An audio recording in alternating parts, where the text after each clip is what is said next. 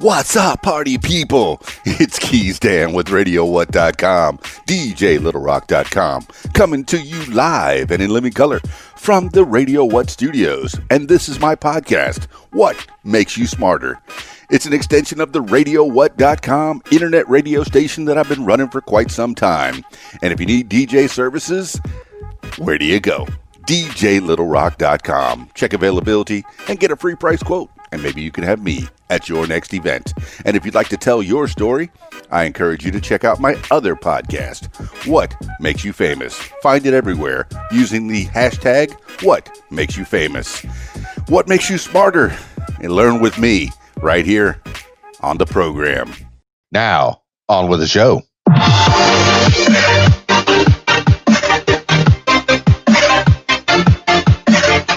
Today on the program, 10 things you need to know today for Sunday, June 28th, 2020. 10 things you need to know today. Number 1, global coronavirus cases top 10 million. The number of confirmed global coronavirus cases crossed 10 million on Sunday, while deaths approached 500,000. The 10 million figure is roughly double the number of severe flu cases recorded every year, per the World Health Organization. The United States accounts for more than 25% of worldwide cases, and several states, including Florida, Georgia, South Carolina, Nevada, and Arizona, either broke or matched their previous records for daily confirmed cases Saturday, prompting Vice President Mike Pence to call off campaign events in Arizona and Florida. Washington State, meanwhile, paused the fourth and final phase of reopening in several counties after registering a new state record of infections over a 7-day stretch. India and Brazil are among other countries battling severe outbreaks. Some nations that had largely stemmed the virus's spread, like China, Australia, and New Zealand, have seen smaller resurgences. This is according to Reuters and the Wall Street Journal. Number 2, one killed in shooting at Breonna Taylor protest in Louisville. One man was killed and another was hospitalized with non-life-threatening injuries after a shooting Saturday evening in Louisville, Kentucky. The fatal incident occurred at a park where demonstrators had gathered to protest the death of Breonna Taylor, who was shot and killed by police who entered her Louisville home on a no-knock warrant in March. Videos posted online appear to show a man on the edge of the park where Saturday's gathering took place, firing more than a dozen shots into the crowd as protesters scrambled to take cover. The police say they are investigating the shooting, but so far there have not been reports of any arrests. This is according to the New York Times and the Associated Press. Number 3, Biden criticizes Trump over intelligence report on Russian bounties. Democratic presidential nominee and former Vice President Joe Biden on Saturday criticized President Trump's attitude towards Moscow following a New York Times report that United States intelligence determined a Russian military intelligence unit secretly paid Taliban-linked militants in Afghanistan bounties to kill U.S. and coalition troops. The Times reports Trump was briefed on the matter in March, but the White House denied that, though it did not dispute the validity of the intelligence report.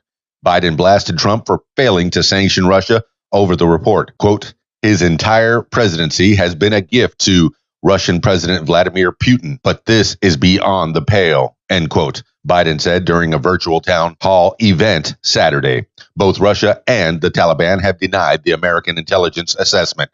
This is according to the New York Times and CNBC.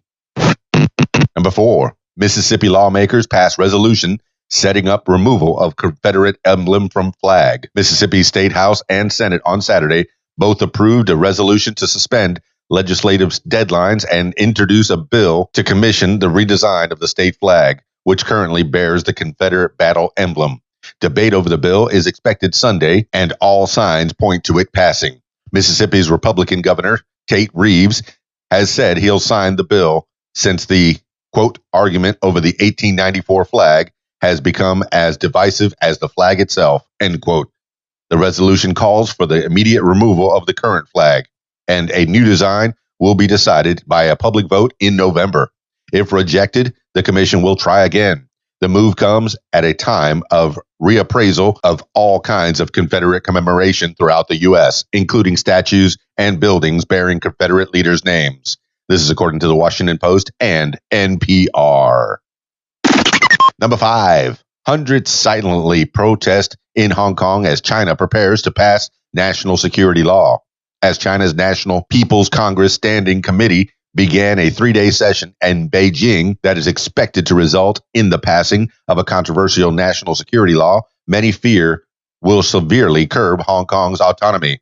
The city's opposition movement took to the streets in protest Sunday. The demonstrations were silent and largely peaceful, although police did arrest more than 50 people, including 2 district councilors, quote, for unlawful assembly, end quote. Beijing has maintained the new law, a draft of which won't be made public until after it passes, is meant to protect Chinese sovereignty over Hong Kong and will keep things like freedom of speech intact.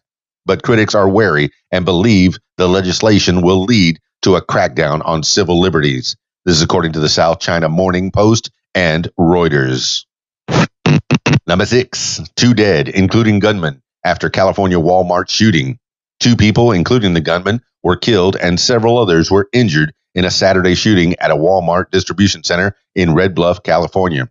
The shooter, identified as 31-year-old Lewis Lane, circled the center's parking lot, crashed into the building, got out, and opened fire with a semi-automatic rifle. Lieutenant Yvette Borden of the Tehama County Sheriff's Office said police officers arrived at the scene and reportedly engaged in a shootout with the suspect, striking him.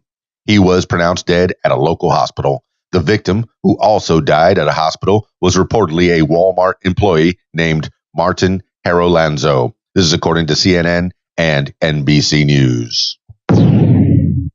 Number 7, Malawi's opposition candidate wins historic rerun election. Opposition candidate Lazarus Chakwera has been sworn in as Malawi's president after winning an election rerun earlier this week against incumbent Peter Mutharika. Chakwera's victory was declared late Saturday, marking the first time a court-overturned vote in Africa has led to an incumbent's defeat. Mutharika won the initial election in May 2019, which sparked months of protest and a unanimous Supreme Court decision that results could not stand because of widespread irregularities. Chakwera, who garnered 58% of the vote, called the reversal, quote, a win for democracy, end quote, while Mutharika said it was the, quote, worst, end quote, election in Malawi's history. He alleged his party's monitors were beaten and intimidated during voting Tuesday, but the Malawi Human Rights Campaign said the vote was peaceful and transparent. Chakwera, a former cleric, ran a reform-centric campaign. This is according to the BBC and the Associated Press. Number 8, FAA, Boeing reportedly to begin 737 MAX certification flight tests. The Federal Aviation Administration and Boeing are launching a 3-day certification test campaign for the 737 MAX airplane Monday over Washington State, Reuters reports. The trial flights, which will reportedly include pilots and crew running scripted mid-air scenarios while progressively testing extreme maneuvers, are a big moment for Boeing, which has been under intense scrutiny after 2 of its 737 MAX planes crashed in 2018 and 2019 in Indonesia and Ethiopia, respectively, killing a combined 346 people following the malfunction of the aircraft's stall prevention software known as MCAS. The incidents ultimately led to the worldwide grounding of the model in March 2019. During the test, pilots will reportedly intentionally trigger MCAS. Even if all goes well, the FAA isn't likely to approve the 737 MAX for flight until September. This is according to the Wall Street Journal and Reuters. Number 9, Princeton to remove Woodrow Wilson's name from Public Policy School. Former President Woodrow Wilson's name will be removed from Princeton University's campus, University President Christopher L. Eisgruber said in a letter to the Princeton community Saturday. The decision to remove Wilson's name from the School of Public and International Affairs, as well as the residential college, Wilson College, is the result of a board trustees vote. Eisgruber said the board determined, quote, Wilson's racist thinking and policies make him an inappropriate namesake for a school or college, end quote, that, quote, must stand firmly against racism in all its forms, end quote. The board had considered making the change in 2015, but opted to keep Wilson's namesake since he played a vital role in turning Princeton into a leading research university when he served as the university's president. However, recent nationwide protests against police brutality and systemic racism propelled the trustees to reconsider, Eisgruber said. This is according to Princeton University and The Week. Number 10, Nationals, Yankees reportedly slated to meet on MLB's new opening day. While the MLB is still finalizing its regionally based 60-game 2020 schedule as the league looks to return to action amid the coronavirus pandemic, the defending World Series champion Washington Nationals are reportedly slated to host the New York Yankees on July 23rd to launch the altered season. If all goes according to plan, that would likely mean Washington's ace Max Scherzer would face New York's big free agent addition Jarrett Cole in a star-studded pitching matchup. The Nationals and Yankees were not initially slated to play this year, but the revamped schedule means teams will only play their division rivals as well as the other league's corresponding regional division. In this case, that would be the National League East and the American League East. This is according to the New York Post and ESPN.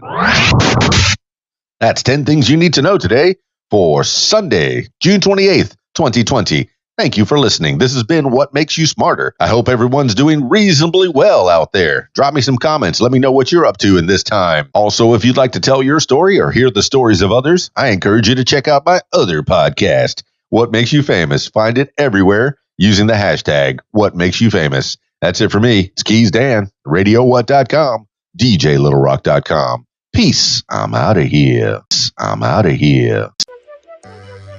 If you like what you hear, I encourage you to follow What Makes You Smarter on social media. Find it on Facebook at What Makes You Smarter, Instagram at What Makes You Smarter, Twitter at SmarterWhat, and YouTube, username Keys Dan. Leave What Makes You Smarter podcast a review and subscribe.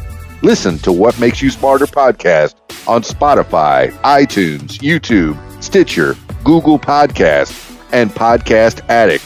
My personal favorite, learn with me on my podcast, What Makes You Smarter. And if you'd like to tell your story, I encourage you to check out my other podcast, What Makes You Famous. Find it everywhere using the hashtag What Makes You Famous. Call 501-470-6386 and leave a message to set up a time for What Makes You Famous. Support What Makes You Smarter podcast using the PayPal, paypal.me/KeysDan. Email info@radiowhat.com. What Makes You Smarter is a production of Keys Dan Enterprises Incorporated at keysdan.com. Thank you for listening.